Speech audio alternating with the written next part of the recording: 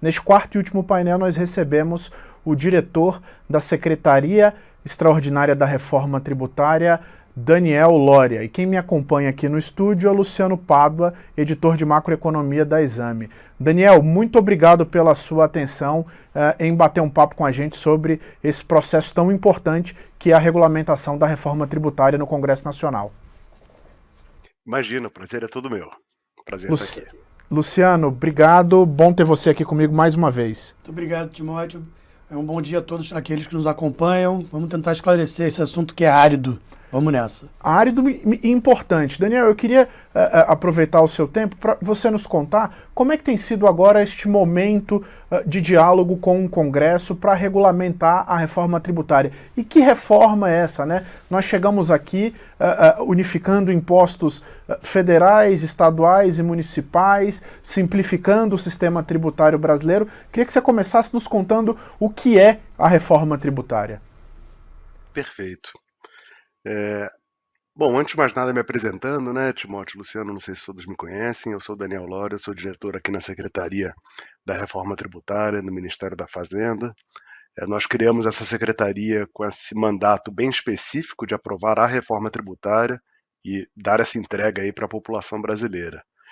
A reforma, ela consolida toda a tributação que incide hoje sobre a produção.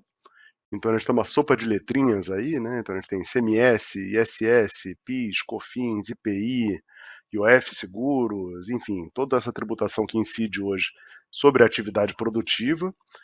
São tributos invisíveis, que o empresário não enxerga, mas compõe o preço de todos os seus insumos. Então uma empresa no Simples, por exemplo, que paga por energia elétrica, que paga aluguel, que paga fornecedores, tem tributo em todos os seus insumos, né? Então a gente está eliminando toda essa tributação sobre a atividade produtiva e substituindo por um tributo sobre o consumo, tá? Que é o IBS e a CBS, tem essas duas parcelas, né? O Imposto sobre Valor Adicionado. O objetivo principal é que todos os tributos ao longo da cadeia produtiva sejam desonerados na prática via uma mecânica de débito e crédito, até que se chegue então ao consumidor final, e aí sim com a tributação incidindo. A ideia é que o regime seja muito mais simples do que a gente tem hoje, muito mais fácil das pessoas conseguirem pagar seus tributos em dia, muito mais fácil para o empresário conseguir empreender. Com isso, a gente espera aumentar muito a produtividade da economia brasileira, toda a organização da economia.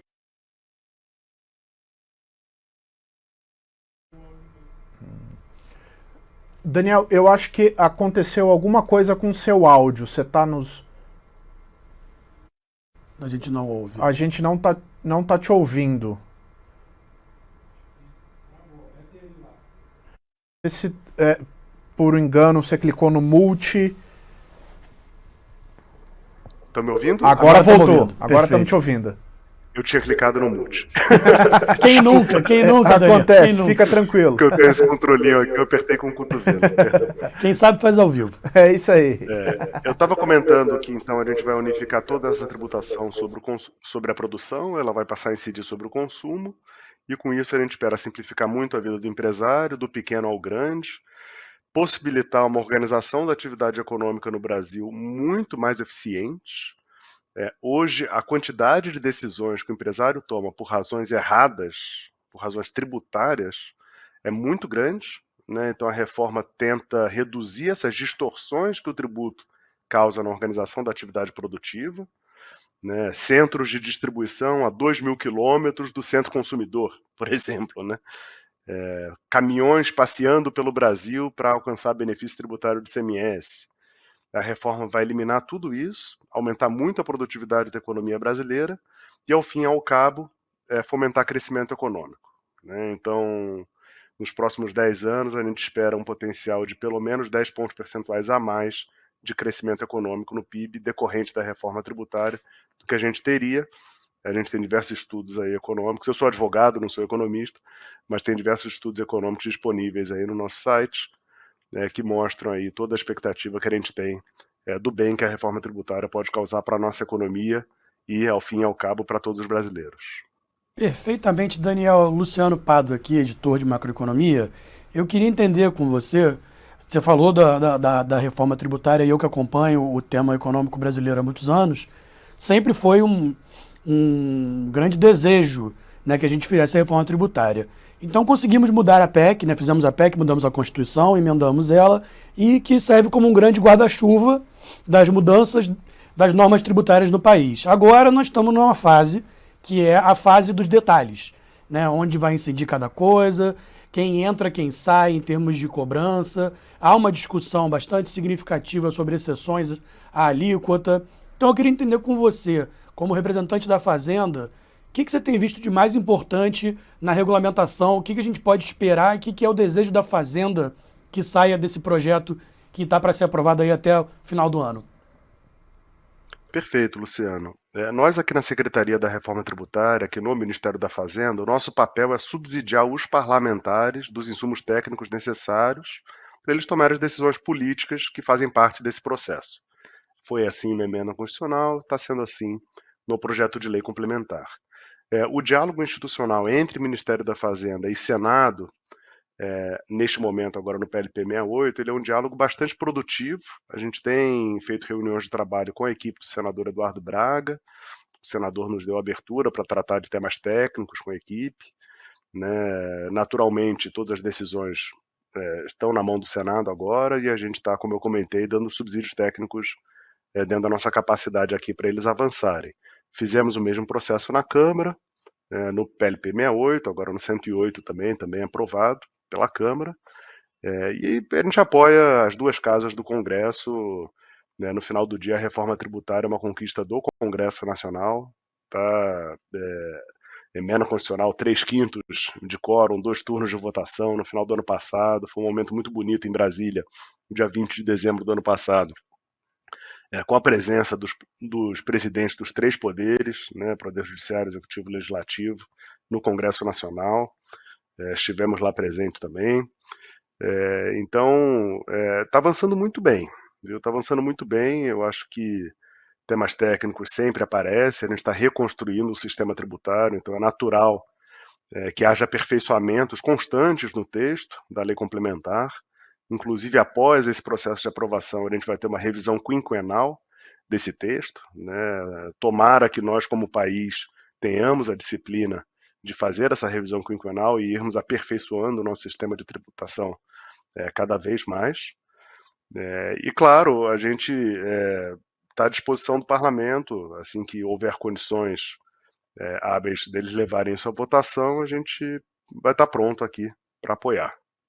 Daniel, eu queria trazer um ponto de atenção que tem sido apontado por especialistas, advogados, economistas, para falar muito menos de alíquota, mas muito mais do que se quer entregar no fim do ponto, né? Há um debate sobre exceções muito grande e sobre a criação ali de novos pequenos tributos, incidência sobre mineração ou incidência de algum imposto seletivo sobre carros elétricos. Aqui eu não quero me ater a esses pontos, mas eu queria que você explicasse para quem nos ouve o que significam as exceções. O Ministério da Fazenda se posicionou mostrando que as exceções implicam um aumento de alíquota para todos, mas ao mesmo tempo a gente tem um processo de transição que será de 10 anos, em que será possível calibrar a alíquota, entender essa grande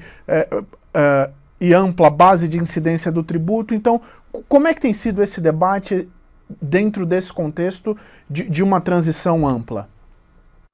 Perfeito.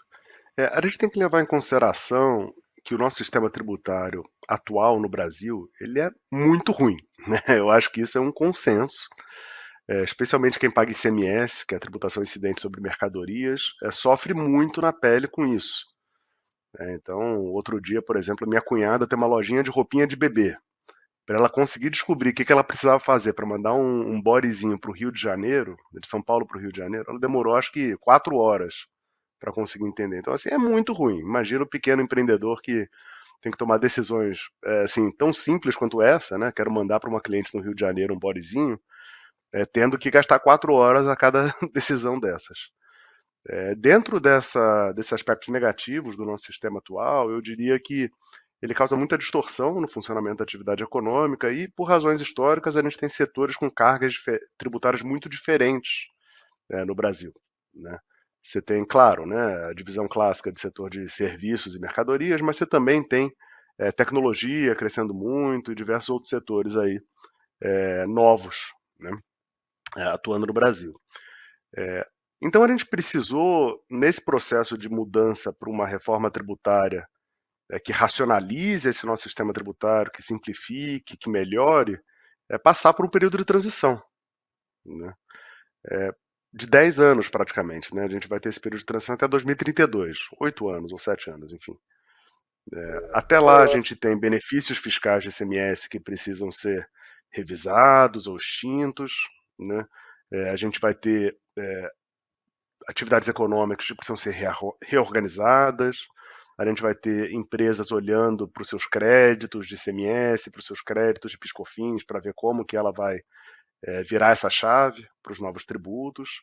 Então tem uma série de coisas que precisam acontecer nesse período de transição, de 7, 8 anos, aí que é o período realmente que a gente precisa num país do tamanho continental do nosso, com uma mudança do tamanho que a gente está fazendo, que a gente precisa passar. Dentro desse período de transição, a gente também teve um olhar do Congresso Nacional com relação às diferenças de carga tributária atuais entre os setores. Então, você pega, por exemplo, diversas atividades dentro do setor de serviços, como cultura, esportes, saúde, educação, enfim, tem uma carga tributária bem mais baixa hoje do que uma atividade industrial, por exemplo, né? Então, boa parte das exceções que foram inseridas no texto da emenda constitucional pelo Congresso Nacional levou em consideração esse depara, que eu falo, né, que é a carga atual versus a carga futura. E aí entrou aquela lista de alíquotas reduzidas, né, para uma série de atividades aí, né, saúde, educação, agro, cultura, esporte, enfim, tem uma lista relativamente grande ali de alíquotas reduzidas. As alíquotas reduzidas em si, elas não distorcem o desenho de um bom IVA, de um bom imposto sobre valor adicionado. Por quê? Porque você consegue manter toda a mecânica de débito e crédito e o que vai mudar é só o percentual que você vai aplicar em cima daquela base de cálculo. Então, o regime de alíquota reduzida, ele combina bem com o IVA. Ele, num primeiro momento, claro que a gente tentava trabalhar para um mínimo de alíquotas ou até uma alíquota única, mas a partir do momento em que politicamente a gente precisa ter diferentes patamares de alíquota, eu diria que isso é algo aceitável dentro do processo político e que não piora a qualidade, não piora significativamente a qualidade do novo sistema de tributação. Tá? Onde que começa a ficar um pouco mais complexo, um pouco mais difícil da gente ir juntando as peças? Eu diria que alguns regimes específicos, que daí seguem regras próprias de tributação, alguns são meritórios, outros poderiam ser alíquotas reduzidas, né? Não precisavam necessariamente serem regimes específicos. Talvez com o passar do tempo a gente consiga migrar isso para uma alíquota reduzida. Créditos presumidos também às vezes acabam distorcendo alguma coisa, né? A gente tem que criar sistemas próprios para identificar crédito presumido e são coisas que vão gerando aí complexidades adicionais, tá? Mas eu diria que hoje, se a gente conseguisse trabalhar apenas com alíquotas reduzidas, estava de bom tamanho. Claro, dentro das alíquotas reduzidas, qual que é o passo que a gente dá na lei complementar? Como o Luciano comentou, a emenda constitucional arrolou grandes setores que podem ter alíquotas reduzidas e na lei complementar, então, a gente precisa descer no detalhe. Qual é o KNAI da atividade que será considerada como educação, ou como saúde, ou como o que quer que seja, para gozar de uma alíquota reduzida. Então, a lei complementar tem feito esse papel. Nós estamos sendo bastante rigorosos dentro da análise da lei complementar para dar segurança jurídica para o fisco e para o contribuinte daquilo que tem e daquilo que não tem, mas sim, esse é o típico debate da política, né, sobre como estão as listas, se entra alguma coisa, se sai alguma coisa. E claro, né, quanto mais itens tem alíquota reduzida, maior fica a alíquota geral, né? Vamos lembrar aqui da mecânica da reforma tributária, em que a gente mantém a carga estável, a gente tem uma alíquota geral e a gente tem os patamares de redução. Então, quanto mais redução tem, maior é a alíquota geral para a gente conseguir manter a carga estável. Tá? E aí é uma análise, como eu comentei, que fica por conta da política mesmo, esse trade-off entre quero beneficiar o setor tal por qualquer motivo que seja, tudo bem, isso custa alguma coisa na alíquota geral, né? E os políticos têm muita consciência desse trade-off, eles nos pedem constantemente para fazer cálculos, inclusive, do custo-benefício de algumas decisões, né? E isso faz parte, como eu comentei, desse processo de debate público e de discussão política. E Daniel, eu queria entender com você então, você passeou um pouco, falou sobre os subsídios que vocês estão dando ao relator, ao Senado. Queria entender assim, o que está na mesa de discussão, assim, se a gente puder entrar em pelo menos alguns detalhes. É claro que tudo isso está passível de mudar, a gente sabe que a decisão final é dos parlamentares e da política, mas eu queria entender assim, qual tem sido a linha de raciocínio da Fazenda? Você citou aqui, por exemplo, evitar, por exemplo, regimes especiais e optar por reduções de alíquota para que estejam dentro da regra. Queria entender que tipo de subsídios tem levado e o que está se desenhando na conversa de vocês. Uhum. Eu diria que na secretaria, Luciano, a gente tem se atido mais a pontos bem técnicos mesmo do texto, tá? Deixa eu ver se eu consigo dar algum exemplo aqui, mas eu sou advogado de formação, então eu tenho um cacuete de ler o texto, começar a pensar nas teses e nos problemas que isso vai dar, sabe? Então a gente tem tentado realmente fazer uma revisão bem técnica, assim, bem rigorosa. A gente ainda não teve uma conversa em âmbito político, nem é meu papel, né, um papel do ministro, junto com o senador Eduardo Braga, com os líderes do Congresso, com relação a temas mais políticos, tá? Então eu não consigo te antecipar agora quais serão os desejos políticos, né, que se manifestarão aí na divulgação do relatório pelo senador e depois no debate público. O que eu posso te dizer é que dentro aqui da CERT, as discussões que a gente faz são mais de cunho técnico de funcionamento do sistema mesmo. Eu vou dar um exemplo, eu pensei num exemplo aqui que é interessante, tá? A operacionalização da reforma é um tema de muita atenção para as empresas. Eu estava vendo aqui que no painel anterior a turma do Contabilizei estava presente, da Fiesp. Ano que vem vai ser o ano em que a gente vai desenvolver sistemas, né? O governo está fazendo um esforço grande de desenvolvimento de sistemas. A gente tem documento fiscal eletrônico, apuração pré-preenchida que a gente quer ter, a gente tem a vinculação do débito do IBS e CBS com o documento fiscal eletrônico, apropriação do crédito integral na data do pagamento do débito, o split, que eu estou trabalhando bem perto, né, coordenando o GT do split. Então, uma série de desenvolvimentos tecnológicos necessários. Dentro disso tudo, qual que é o conforto que o contribuinte precisa ter, que a empresa precisa ter? Ela tem que ter o conforto que a vida dela vai ser simples. A gente não está fazendo isso aqui para complicar a vida do contribuinte, a gente está fazendo isso aqui para simplificar a vida do contribuinte, né? Então, uma das coisas que a gente tem discutido ao revisar o texto é, poxa, será que está seguro o suficiente para o contribuinte que ele vai ter um portal único de acesso, um portal único eletrônico de acesso ao IBS e à CBS, né? Isso é algo que a gente está avaliando, né? Discutindo com a equipe de senador, eventualmente de deixar isso mais claro, dar mais conforto para o contribuinte que ele vai ter um portal único de acesso do IBS e da CBS.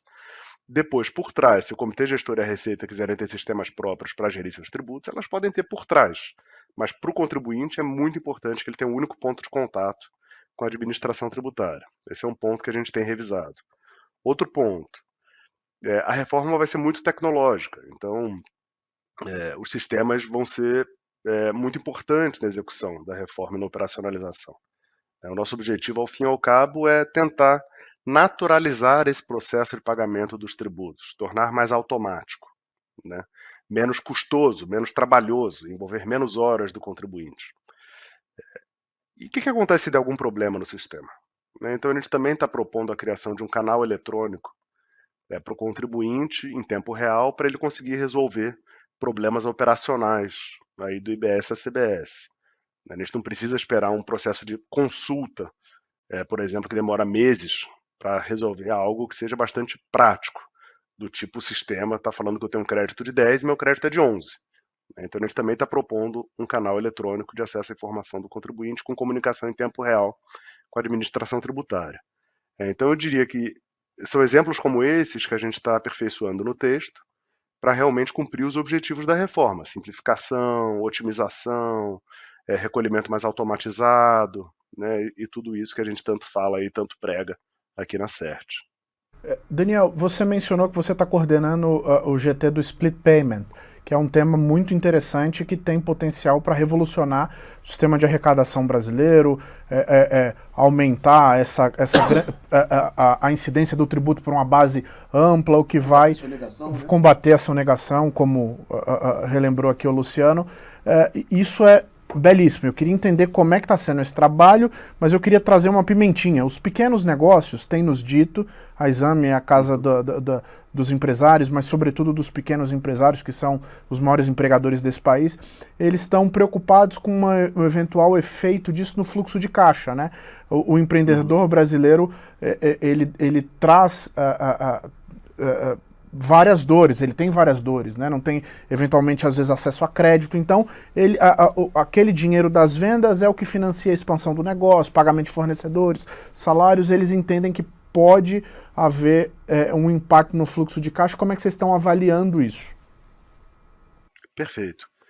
Eu diria que, de modo geral, Timóteo, claro, cada caso é um caso, tá? Eu acho que as pessoas precisam olhar para a sua situação específica. Mas, de modo geral, a reforma tributária ela pode ser positiva para o fluxo de caixa das empresas. Tá? E eu vou dar um motivo simples que eu acho que às vezes passa ao largo do pequeno empresário, que às vezes ele nem sabe e que a gente vai ajudar muito ele. Substituição tributária.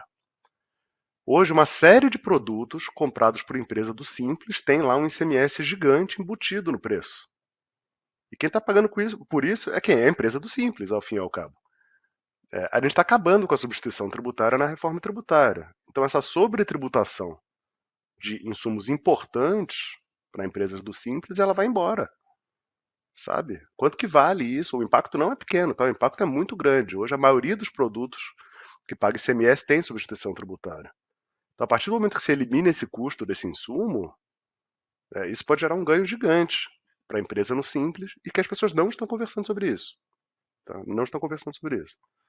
O split, por que existe essa substituição tributária? Né? Essa tributação lá na primeira venda para aquele produtor, independentemente de quem está nessa cadeia de consumo, para tentar evitar sonegação. Né? Então isso começou lá com cigarro, depois tem combustível e tudo mais, cosméticos, e aí foi avançando. Né? Então o intuito original era esse, no final do dia isso arrecada para burro, né? Então acabou que virou a regra e não a exceção. Mas com o split, a gente consegue atingir esse objetivo de combater a sonegação de uma forma muito mais justa para o empresário e para o contribuinte. Por que mais justa? Porque o split, o que ele faz? Ele está arrecadando o tributo no momento da liquidação financeira da transação. Então, no dia que você recebe pela sua venda, o pedaço que corresponde ao tributo já é pago para o governo. Né? Nem antes nem depois, no mesmo dia que você recebe. Tá? Com isso, a gente reduz o risco de sonegação. Porque, claro, se o cara recebe aquilo para pagar no mês seguinte, ele pode decidir não pagar, ele pode sonegar, ele pode postergar o pagamento, pagando juros, multa, etc. Então, quando a gente elimina essas possibilidades, a gente está tornando o ambiente de negócio mais equilibrado, né, a concorrência mais leal, menos concorrência desleal, tá? E a gente está reduzindo esse espaço de sonegação. Com isso, o que a gente está evitando? A substituição tributária. Então, o argumento vencedor, né, para a gente eliminar todo esse custo nas compras de empresas no Simples com ST foi o split. Então, o split ele é muito mais justo e ele só faz essa retenção na medida do tributo que aquela empresa já pagaria. Então, você não vai ter uma retenção em excesso. Né? Qualquer retenção em excesso seria terrível, seria incorreta, seria injusta. A gente vai reter exatamente o tributo que o camarada já pagaria em dinheiro. Tá? Com a redução da sonegação, com a redução do custo de conformidade, evitando a substituição tributária, né? Com tudo isso, o que a gente consegue? A gente consegue arrecadar mais de quem paga de uma forma irregular ou de quem não paga, e com isso diminuir a alíquota geral que todo mundo paga. Vamos lembrar da máxima da reforma tributária de manutenção da carga tributária. Então, se eu estou eliminando sonegação, né, eu já estou eliminando benefício fiscal. Agora, eliminando sonegação, arrecadando de uma forma mais eficiente, eu consigo reduzir essa alíquota geral. Eu diria que a alíquota final do IBS-CBS vai ser muito dependente do sucesso do split, do sucesso do sistema de arrecadação, né, do combate à sonegação, do combate às fraudes, do combate à inadimplência. Tá? E está avançando muito bem. Eu tenho o privilégio de estar coordenando esse GT do Split, né, junto comigo eu tenho técnicos da Receita, dos estados, dos municípios, engenheiros de software, tenho também colegas do Banco Central do Brasil que estão conosco, né, o pessoal do Pix, o pessoal de sistemas de pagamentos e também o pessoal do setor financeiro. Então a gente tem aí a CNF como um hub, aí, coordenador de um grupo que é composto por bandeiras, credenciadoras, as empresas de maquininha, os bancos, o pessoal dos boletos, enfim, está todo mundo junto, investido desse objetivo de implantar o Split, todo mundo consciente dos benefícios que o Split pode ter tanto para o funcionamento da economia, né, como eu comentei, ambiente de negócio, quanto para a redução da sonegação e, com tudo isso, uma alíquota de referência menor para todo mundo. Daniel, deixa eu te perguntar, vocês têm um mapa hoje da sonegação? Vocês têm uma estimativa do quanto é sonegado no Brasil que pode ser recuperado? Vocês trabalham com esse número? Olha, é um cálculo difícil, porque o objetivo da sonegação é sonegar. Exatamente. É igual o crime organizado, né? É igual o crime organizado, exatamente. Outro dia eu pedi para os colegas do Banco Central, e tem gente do setor financeiro olhando para isso também, não propriamente de sonegação, mas de uso de papel moeda. Por exemplo, qual o percentual de transações comerciais no Brasil que são pagas em papel moeda e qual o percentual que é pago em meio eletrônico, cartão, Pix, boleto, etc.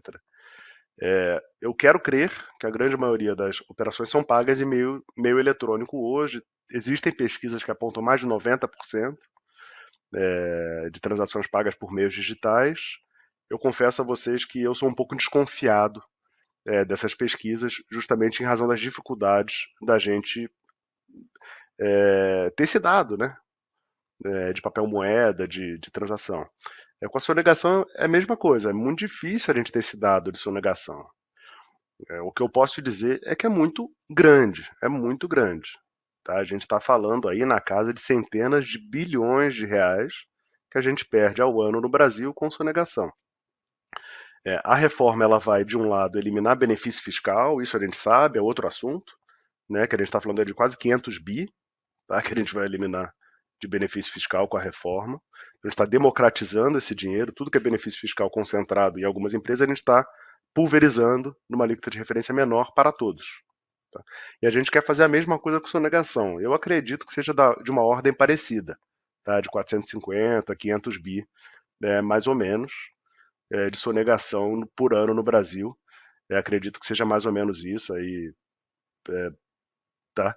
A gente está estimando que com o regime específico nosso aqui, com o regime não, né? Com o modelo operacional específico nosso, com nota fiscal eletrônica, apuração pré-preenchida e split, a gente está estimando uma redução de 150 bi mais ou menos, aí de sonegação, fraude e inadimplência.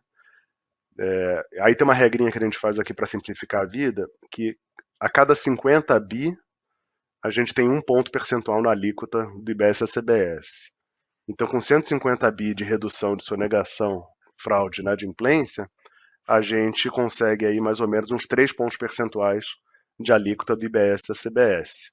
Por isso que eu comentei que no final do dia, essa alíquota final do IBS-CBS vai ser muito determinada pelo sucesso do modelo operacional, pela eficiência que a gente vai ter nesse modelo de arrecadação.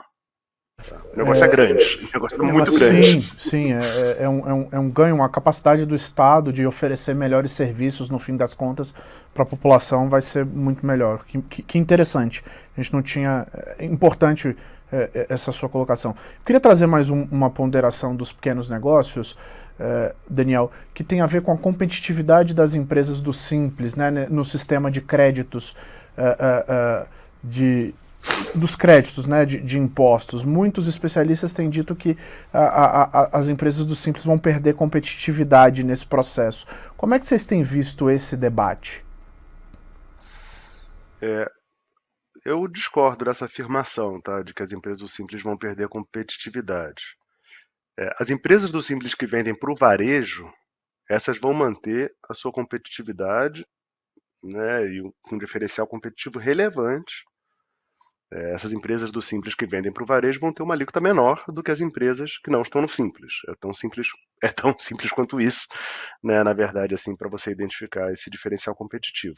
E existe esse ganho invisível, que eu não vejo as pessoas falando, com relação ao fim da substituição tributária do ICMS. É um ganho relevante, que vale a pena vocês provocarem aí quando conversarem com os especialistas também, porque eu acho que é algo que está meio invisível, porque de fato é um custo invisível. Tá? As empresas do meio de cadeia, o IBS, a CBS, o IVA, o que acontece? Como eu comentei, ele é uma mudança de paradigma, então ele desloca essa tributação da atividade produtiva até o momento do consumo. Então eu, por exemplo, se eu sou um exportador, eu vou ter uma imunidade total. Hoje a minha imunidade é restrita à minha saída, agora eu vou ter uma imunidade na saída e também toda a recuperação dos créditos ao longo da minha atividade produtiva. Então uma mudança de paradigma, tá? Na reforma tributária. Então, o que eu diria? Eu diria que as empresas no meio de cadeia, com o IBS e a CBS funcionando direitinho, a ideia é que seja débito e crédito, que elas sejam desoneradas. Tá? Então, se eu sou uma empresa no Simples e eu estou no meio de cadeia, eu provavelmente vou querer migrar para o regime regular para ter meu crédito e meu débito. Né? Agora, se eu sou uma empresa no Simples que estou na ponta, no varejo, eu provavelmente vou querer continuar no Simples. Tá? Então, isso sim pode acontecer, mas a nossa ideia com a reforma é que a gente consiga beneficiar a economia como um todo, né? Não apenas o Simples, mas também o Simples, né? E também a média empresa e aquele cara que é pequeno, mas está crescendo, né? O IVA deve dar as condições para isso acontecer. Daniel, aqui pensando, última pergunta, Timóteo. Pensando aqui em termos da aprovação do projeto, né? Então o PLP é aprovado, vai à sanção, é sancionado. Qual que é o papel posterior aí da Fazenda? Qual que é o processo regulatório? São portarias? Como é que fica a normativa pós-aprovação? Para quem está nos assistindo entender assim, não, beleza, passou, vai ter a lei, aí agora não, mas a lei vai ser regrada por portarias, regulamentos, como é que vai ser? Eu sou advogado tributarista, né, Luciano? E eu tenho brincado com meus amigos, meus colegas, assim, que eles deveriam construir uma estátua, realmente, pra gente aqui, porque claro, isso é algo que é um processo contínuo, né? A gente vai ter todo esse processo de transição e depois toda a vida, realmente, do IBS e CBS, esse novo arcabouço tributário.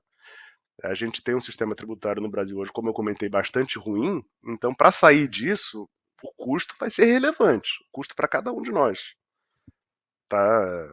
Como cidadãos, como empresários, como contribuintes, tá? Então, qual que é o fluxo de trabalho que vai acontecer daqui em diante? A gente tem esse fim de processo legislativo com PLP 68 e PLP 108.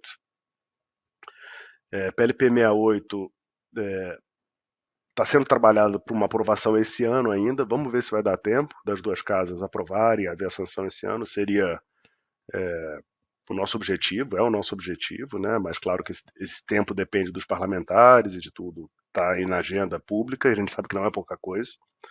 Ano que vem a gente tem um PLP 108, que deve ser levado à votação no Senado, depois devolvido para a Câmara também, que é o que trata do comitê gestor e de algumas coisas específicas. Em paralelo, já está correndo um processo de regulamentação das leis complementares. Então, é uma etapa a mais, né? Primeiro você tem a Constituição, depois você tem as leis complementares que ainda estão no nível elevado, apesar de serem extensas, e depois você tem o regulamento do IBS a CBS, que vai ser editado pela Receita Federal e pelo Comitê Gestor do IBS, para detalhar algumas regras. Então, você vai ter a etapa do regulamento, por ato conjunto, você vai ter uma etapa de sistemas operacionais, que é muito importante, tá? Então, são os dois grandes temas que devem vir ano que vem, regulamento e sistemas operacionais. A gente tem conversado com as empresas privadas de tecnologia também, que vão ter que adaptar ERP, SAP, todos os sistemas internos das empresas. E depois a gente vai ter uma etapa de interpretações e testes em 2026. Então, eu diria que 2025 é o ano do regulamento de sistemas, 2026 é o ano de testes, né, fase de testes desses sistemas e do regulamento e de interpretações. Então, eu diria que 2026 vai ser o ano em realmente ali as administrações tributárias e as procuradorias vão sentar e começar a expedir interpretações. Ainda não sei se o formato é portaria, ato conjunto, parecer normativo. Eu gosto de parecer normativo porque me lembra um pouco do início da minha carreira, em que esse instrumento era muito utilizado. E era muito bom, porque ele dava muita clareza para o contribuinte com relação à visão do fisco. Tá? Então, isso em 2026 acredito que vai acontecer sim. A nossa intenção como governo é ser um caráter muito de orientação, de aprendizado, de adaptação dos contribuintes. Eu costumo dizer que todo mundo está aprendendo junto, né? O fiscal está aprendendo sobre reforma tributária, o contribuinte também está aprendendo sobre reforma tributária, o empresário, o advogado, o contador, né? Está todo mundo aprendendo junto. Então esse processo é um processo que ele vai demorar um tanto aí para as pessoas se capacitarem. Então a gente tem 2025 e 2026 para isso. E aí finalmente a primeira virada de chave em 2027. Tá? Então vão ser anos de muito trabalho para todos nós, e de muito esforço mesmo para a gente finalmente migrar para um regime tributário melhor ao fim do período de transição. Daniel, nós estamos caminhando aqui para o fim do nosso debate. Eu quero te agradecer a oportunidade de estar aqui com a gente e já estender um convite. A gente vai fazer um próximo seminário ali depois, no ano que vem, acho que em fevereiro ou março, para tratar já da regulamentação em si, a gente já ter a lei materializada e para a gente poder debater os efeitos já práticos para as empresas e para os demais contribuintes. E eu queria abrir aqui para suas considerações finais. Ih, travou. Eu queria agradecer a Exame por esse papel importante. Opa. Acho que agora... tinha dado uma travadinha, mas voltou. De novo, Daniel, fica à vontade. Não, desculpa, eu acho que eu que tô meio travado aqui, que eu tô com influenza, né, então... Mas eu queria agradecer a Exame aqui pelo papel instrutivo da reforma tributária para os contribuintes. Eu diria que é um papel importantíssimo, que a gente precisa avançar aos pouquinhos, né? A gente vai ter muito trabalho pela frente, e esse papel de aprendizado, treinamento, é um papel super importante que a gente vai precisar avançar cada vez mais, né, nos próximos anos. Contamos aí com a Exame para esses próximos debates, próximos treinamentos. E também nos oferecemos aqui a participar sempre que convidados, de estarmos juntos aí, fazendo esse papel tão importante aí de aprender juntos, todos nós, né, governo e sociedade, em prol de um sistema tributário que seja melhor para todos nós. Ótimo. Obrigado, Timóteo. Obrigado, Luciano. Muito obrigado. Obrigado, Luciano, por estar aqui comigo mais uma vez. Meu querido Timóteo, obrigado, Daniel. Uma entrevista, acho que muito importante para a gente poder pensar o futuro e os próximos passos da reforma tributária no dia a dia das pessoas e das empresas. Com certeza. E obrigado a você que nos acompanhou ao longo dessa manhã debatendo a regulamentação da reforma tributária. Esse webinar, que é uma realização da Exame em um oferecimento da Contabilizei. Obrigado a você que nos assistiu até o momento. Continue acessando a exame.com. Nós vamos continuar debatendo e cobrindo a reforma tributária, toda a regulamentação, todos os próximos passos. Siga a Exame nas redes sociais, assine a revista Exame e continue nos prestigiando com a sua audiência qualificada. Até a próxima.